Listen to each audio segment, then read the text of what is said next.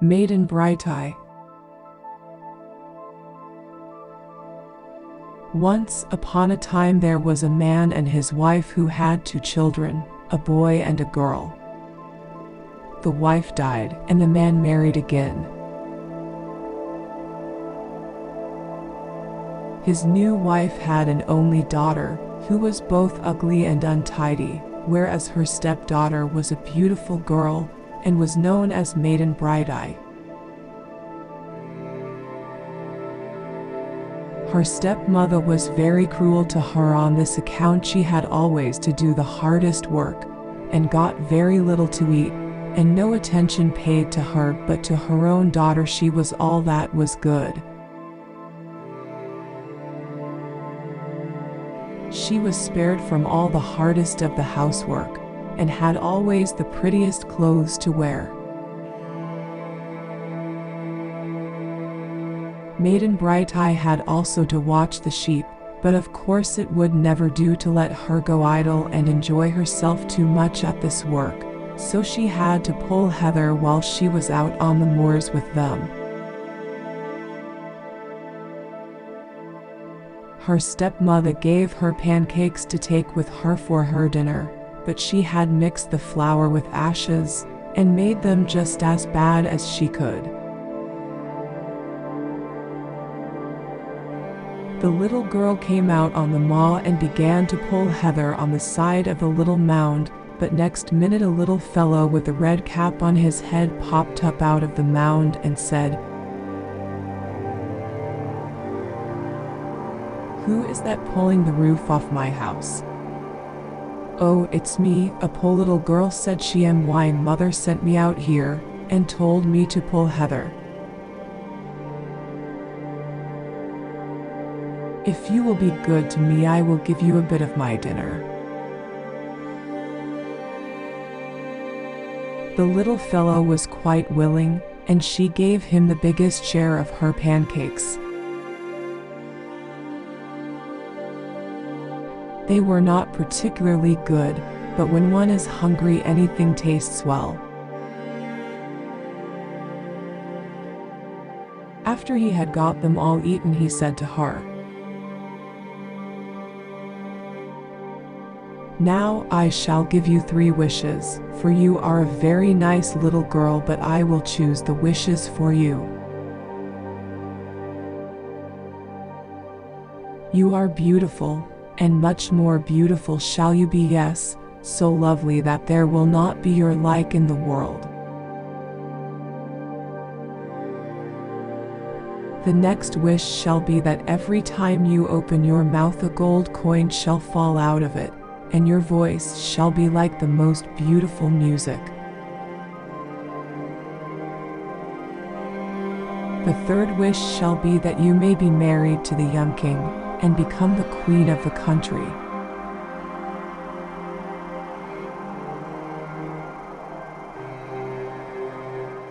At the same time I shall give you a cap, which you must carefully keep, for it can save you, if you ever are in danger of your life, if you just put it on your head." Maiden Bright Eye thanked the little bergman ever so often, and drove home her sheep in the evening. By that time she had grown so beautiful that her people could scarcely recognize her. Her stepmother asked her how it had come about that she had grown so beautiful. She told the whole story, for she always told the truth. A little man had come to her out on the moor and had given her all this beauty. She did not tell, however, that she had given him a share of her dinner. The stepmother thought to herself, "If one can become so beautiful by going out there, my own daughter shall also be sent, for she can well stand being made a little prettier."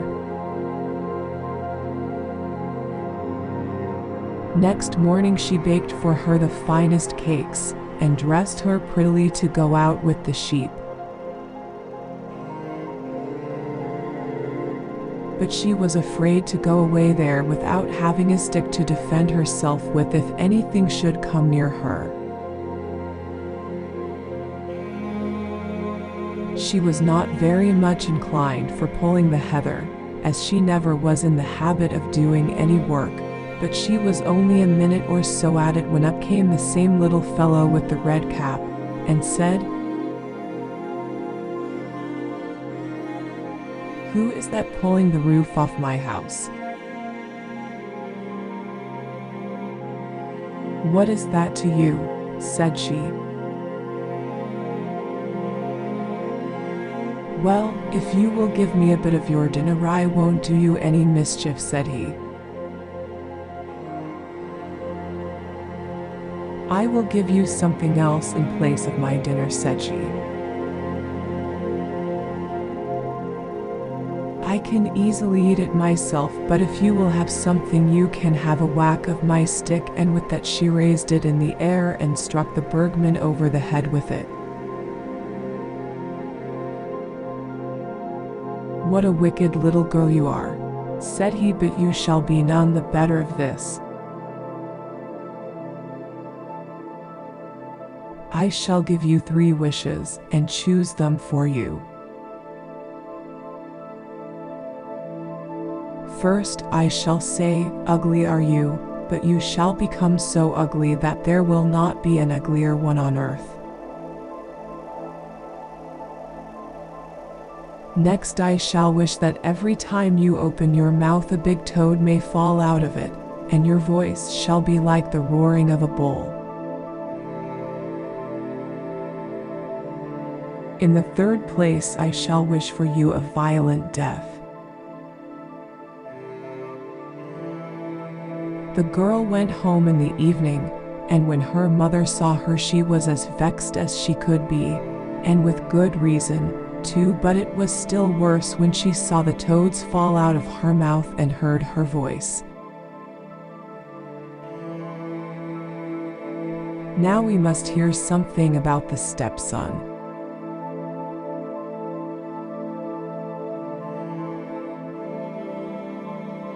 He had gone out into the world to look about him, and took service in the king's palace.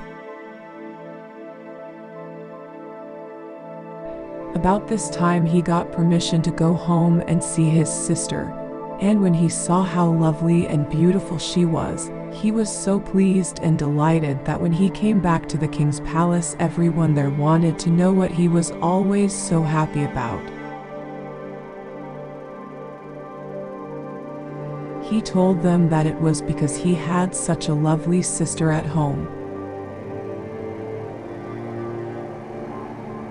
At last it came to the ears of the king what the brother said about his sister, and, besides that, the report of her beauty spread far and wide, so that the youth was summoned before the king, who asked him if everything was true that was told about the girl. He said it was quite true, for he had seen her beauty with his own eyes, and had heard with his own ears how sweetly she could sing and what a lovely voice she had. The king then took a great desire for her, and ordered her brother to go home and bring her back with him, for he trusted no one better to accomplish that errand. He got a ship, and everything else that he required, and sailed home for his sister. As soon as the stepmother heard what his errand was, she at once said to herself, "This will never come about if I can do anything to hinder it. She must not be allowed to come to such honor." She then got a dress made for her own daughter, like the finest robe for a queen, and she had a mask prepared and put upon her face, so that she looked quite pretty. and gave her strict orders not to take it off until the king had promised to wed her. The brother now set sail with his two sisters, for the stepmother pretended that the ugly one wanted to see the other a bit on her way. But when they got out to sea, and Maiden Bright Eye came up on deck, the sister did as her mother had instructed her. She gave her a push and made her fall into the water. When the brother learned what had happened, he was greatly distressed, and did not know what to do.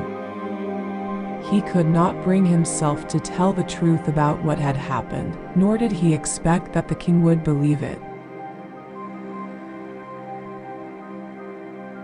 In the long run, he decided to hold on his way, and let things go as they liked. What he had expected happened. The king received his sister and wedded her at once, but repented it after the first night, as he could scarcely put down his foot in the morning for all the toads that were about the room. And when he saw her real face, he was so enraged against the brother that he had him thrown into a pit full of serpents. He was so angry, not merely because he had been deceived, but because he could not get rid of the ugly wretch that was now tied to him for life. Now we shall hear a little about Maiden Bright Eye. When she fell into the water, she was fortunate enough to get the Bergman's cap put on her head, for now she was in danger of her life, and she was at once transformed into a duck. The duck swam away after the ship, and came to the king's palace on the next evening. There it waddled up the drain, and so into the kitchen, where her little dog lay on the hearthstone. It could not bear to stay in the fine chambers along with the ugly sister, and had taken refuge down here. The duck hopped up till it could talk to the dog. "Good evening," it said. "Thanks, Maiden Bright Eye," said the dog. "Where is my brother?" "His in the serpent pit." "Where is my wicked sister?" "She's with the noble king." "Alas, alas, I am here this evening, and shall be for 2 evenings yet, and then I shall never come again." When it had said this, the duck waddled off again. Several of the servant girls heard the conversation, and were greatly surprised at it, and thought that it would be worthwhile to catch the bird next evening and see into the matter a little more closely. They had heard it say that it would come again. Next evening it appeared as it had said, and a great many were present to see it. It came waddling in by the drain, and went up to the dog, which was lying on the hearthstone. "Good evening," it said. "Thanks, Maiden Bright Eye," said the dog. "Where is my brother?" "His in the serpent pit." "Where is my wicked sister?" "She's with the noble king." "Alas, alas, I am here this evening, and shall be for 1 evening yet, and then I shall never come again." After this it slipped out, and no one could get hold of it. But the king's cook thought to himself, "I shall see if I can't get hold of you tomorrow evening." On the 3rd evening the duck again came waddling in by the drain, and up to the dog on the hearthstone. "Good evening," it said. "Thanks, Maiden Bright Eye," said the dog. "Where is my brother?" his in the serpent pit. Where is my wicked sister? She's with the noble king. Alas, alas, now I shall never come again. With this it slipped out again, but in the meantime the cook had posted himself at the outer end of the drain with a net, which he threw over it as it came out. In this way he caught it, and came into the others with the most beautiful duck they had ever seen, with so many golden feathers on it that everyone marveled. No one, however, knew what was to be done with it, but after what they had heard they knew that there was something uncommon about it, so they took good care of it. At this time the brother in the serpent pit dreamed that his right sister had come swimming to the king's palace in the shape of a duck, and that she could not regain her own form until her beak was cut official. He got this dream told to someone, so that the king at last came to hear of it, and had him taken up out of the pit and brought before him. The king then asked him if he could produce to him his sister as beautiful as he had formerly described her. The brother said he could if they would bring him the duck and a knife. Both of them were brought to him, and he said, "I wonder how you would look if I were to cut the point off your beak." With this he cut a piece off the beak, and there came a voice which said, "Oh, oh, you cut my little finger." Next moment Maiden Bright Eye stood there, as lovely and beautiful as he had seen her when he was home.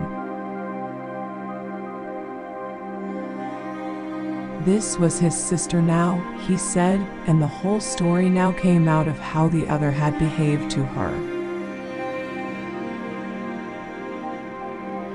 The wicked sister was put into a barrel with spikes round it, which was dragged off by 6 wild horses, and so she came to her end. But the king was delighted with Maiden Bright Eye, and immediately made her his queen, while her brother became his prime minister.